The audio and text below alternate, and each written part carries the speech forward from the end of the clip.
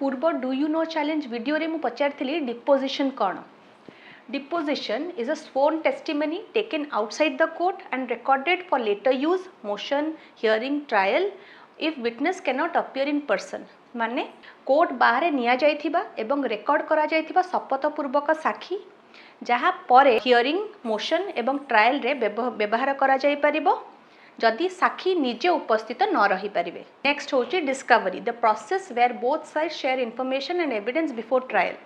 मोकदमा पूर्वरु उभय पक्ष मध्य तथ्य और प्रमाण आदान प्रदान प्रक्रिया होची डिस्कवरी. नेक्स्ट होची dismissal, when a court ends a case without a full trial. माने पूर्ण विचार पूर्वरु अदालत जेतले मामला को खारज कर दियंती ताको डिसमिसल कुआ जाय. नेक्स्ट होची डिसमिसल विथ प्रिजुडिस, माने claim can not be filed again. खारज हबा परे दाबीटी पुनर्बार दाखल करा जाय परिबो नाही. एबे आपनको पाळी.